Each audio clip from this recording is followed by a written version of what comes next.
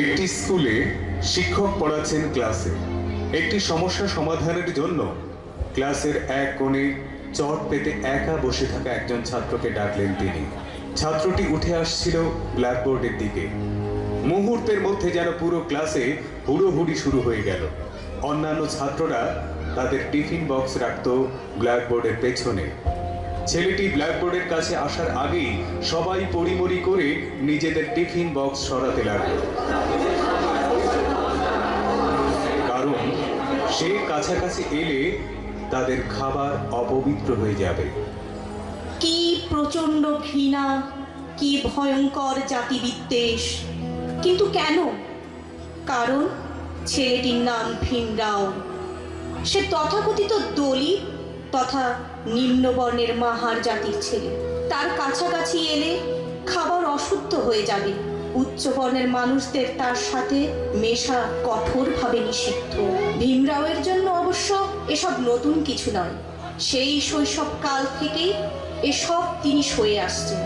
সে চড়তে পারে না সাধারণের যানবাহনে, প্রচন্ড তৃষ্ণায় স্পর্শ করতে পারে না কোনো পুকুরের জল, প্রবেশ করতে পারে না কোনো মন্দিরে। অনেক প্রতিকূলতা পেরিয়ে ভীমরাও স্কুলে যাবার সুযোগ পেয়েছিলেন। অবশ্য তিনি ক্লাসের ভেতরে ঢোকার সুযোগ পেলেও বেঞ্চিতে বসতে পারতেন না। ক্লাসের এক কোণে নিজের নিয়ে আসা পাটের বস্তাটি বিছিয়ে বসে পড়তেন। দিন শেষে আবার সেটি নিয়ে যেতেন সঙ্গে করে, কারণ স্কুল পরিষ্কার করা কর্মচারীও সেটি স্পর্শ করতেন না। স্কুলের জলপাত্র থেকে তার জল পান করার অনুমতি ছিল না, কারণ তার ছোঁয়ায় এসব অপবিত্র হয়ে যাবে। কেবল যখন উচ্চবর্ণের কেউ উঁচু থেকে জল ঢেলে দিত, তখনই তার জল পানের সুযোগ মিলত। এই নিচু কাজটার দায়ভার সাধারণত স্কুলের পিয়নের কাঁধেই পড়ত। অন্য কেউ তো কাছেই ঘেঁষত না। যেদিন পিয়ন থাকতো না, সেদিন তাকে তৃষ্ণার্ত হয়েই কাটাতে হতো। No peon, no water.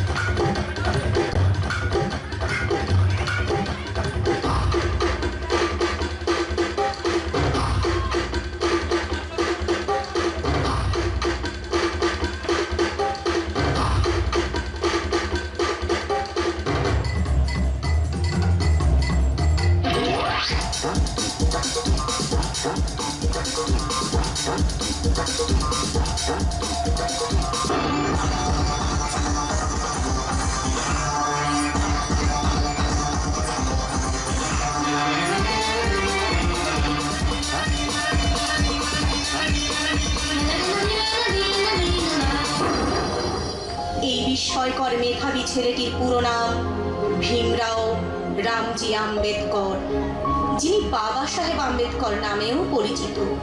তিনি ছিলেন একজন ভারতীয় ব্যবহার শাস্ত্রজ্ঞ, রাজনৈতিক নেতা, সমাজ আন্দোলনকারী, দার্শনিক, চিন্তাবিদ, নৃতত্ত্ববিদ, ঐতিহাসিক, সুবক্তা, বিশিষ্ট লেখক, অর্থনীতিবিদ, পণ্ডিত, সম্পাদক, রাষ্ট্র বিপ্লবী ও বৌদ্ধ ধর্মের পুনর্জাগরণবাদী।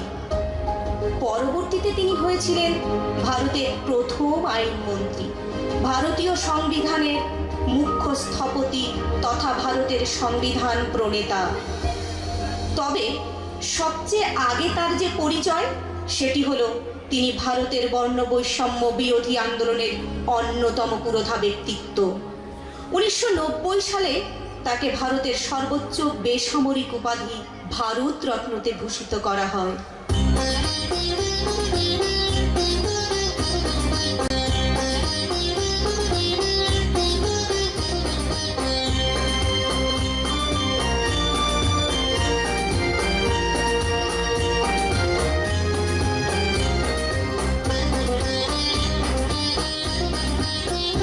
তুমি অমর জ্যোতির্ময় সারা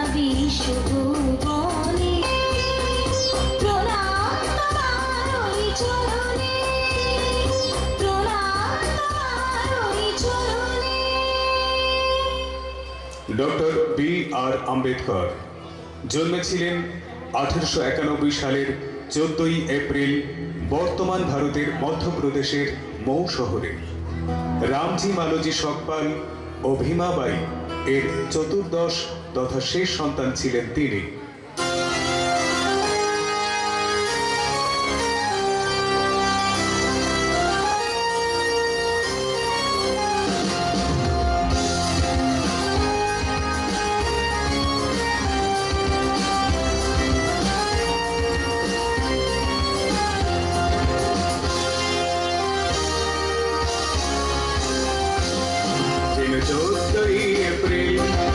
শপথ নেবার দিন, যেন 14ই এপ্রিল এক শপথ নেবার দিন।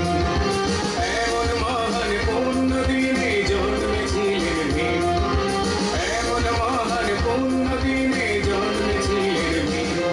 যেন 14ই এপ্রিল এক শপথ নেবার দিন, যেন 14ই এপ্রিল এক শপথ নেবার দিন।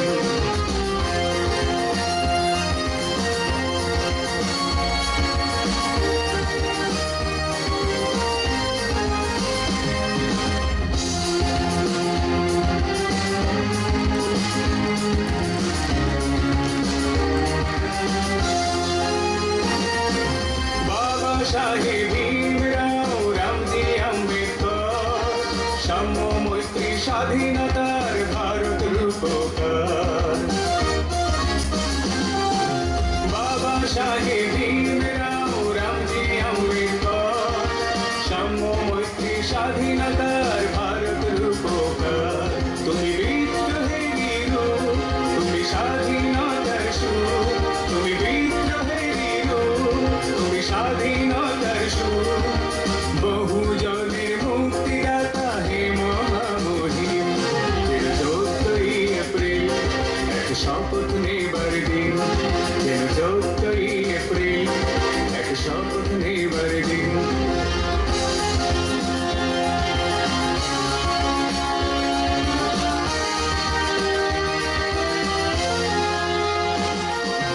বিভেদেরই অনাচারে ভারত যখন জ্বলছে, বর্ণবাদী সমাজ যখন মানবতা দলছে,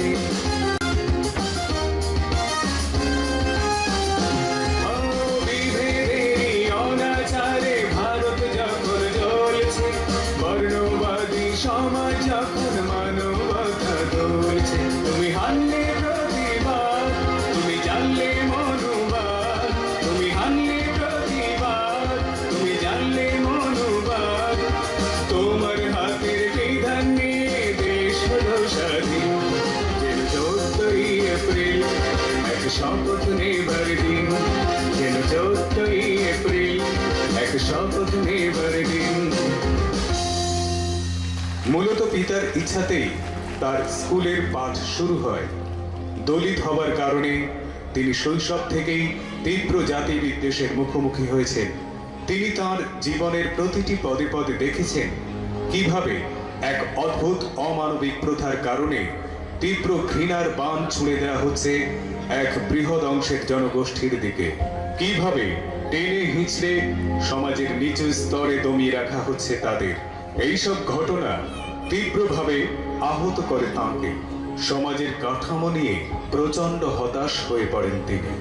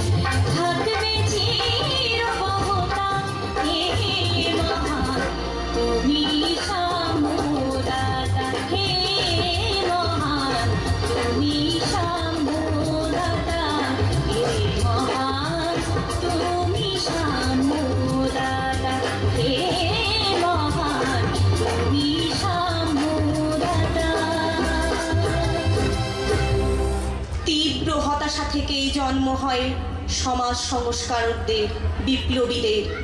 কেননা এই হতাশাই এনে দেয় সমাজ বদলানোর জীব, যা ডক্টর বি.আর. আম্বেদকরের মনেও তীব্রভাবে জেগেছিল। তিনি তার জীবনের মিশন হিসাবে নিয়েছিলেন বর্ণ বৈষম্য দূরীকরণকে। দলিতদের মুখপাত্র হয়ে উঠেছিলেন গোটা ভারতে। তাদের স্বপ্ন দেখিয়েছিলেন এক সুন্দর ভবিষ্যতের। আর এইসব কারণেই তিনি দলিতদের কাছে হয়ে উঠেছিলেন ভালোবাসার এক মসিহা, বাবা সাহেব, যিনি সদর্পে বলেছিলেন, আমি এমন ধর্মকে মানি যে স্বাধীনতা, সাম্যতা এবং ভ্রাতৃত্ববোধ শেখায়। ভয়ঙ্কর জাতি বিদ্বেষের পাশাপাশি প্রথম জীবনে বাবা সাহেব প্রচণ্ড দারিদ্র্যের সঙ্গেও কঠিন লড়াই করে লন্ডন, আমেরিকা থেকে ছিনিয়ে আনতে সক্ষম হয়েছিলেন অসংখ্য উচ্চ ডিগ্রি। দারিদ্র্যের কষাঘাতে নির্মমভাবে হারাতে হয়েছে নিজ সন্তান ও স্ত্রীকে। যে বাবা সাহেব সারা জীবন এই ভারতে প্রতি পদে পদে পেয়েছেন শুধু লাঞ্ছনা আর অপমান, সেই বাবা সাহেব ডক্টর বি.আর. আম্বেদকর এই ভারতকে উপহার দিয়েছেন ভারতের সংবিধান, দিয়েছেন সাম্য, মৈত্রী ও সবার স্বাধীনতা, দিয়েছেন ভারতীয় রিজার্ভ ব্যাংকের রূপরেখা, দিয়েছেন নারী পুরুষের সমান অধিকার, দিয়েছেন ভারতের সকল নাগরিকের ভোটাধিকার। যিনি প্রকৃত অর্থে আধুনিক ভারতের মহান রূপকার।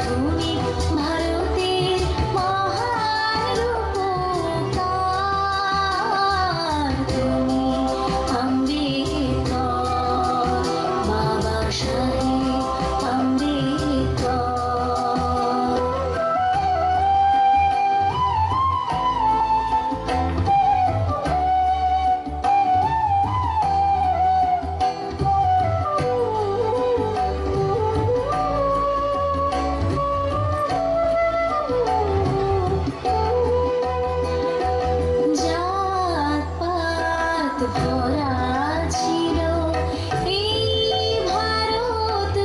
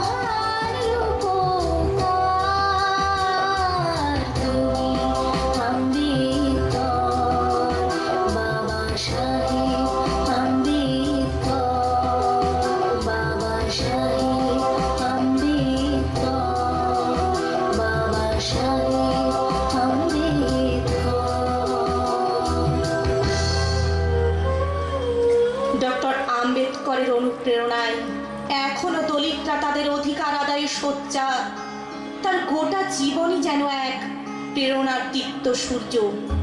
সেই ক্লাসে পাটের বস্তা বিছিয়ে বসা অবহেলিত ছেলেটির বিশ্বব্যাপী সমাদৃত জ্ঞানী হয়ে ওঠা, দলিতদের নিয়ে তার আন্দোলন গড়ে তোলা, এরপর তার সংবিধানের স্থপতি ও ভারতীয় প্রথম আইনমন্ত্রী হওয়া এবং পরিশেষে ভারতরত্ন। পুরো জীবন যেন এক অনন্য সংগ্রামী সফর।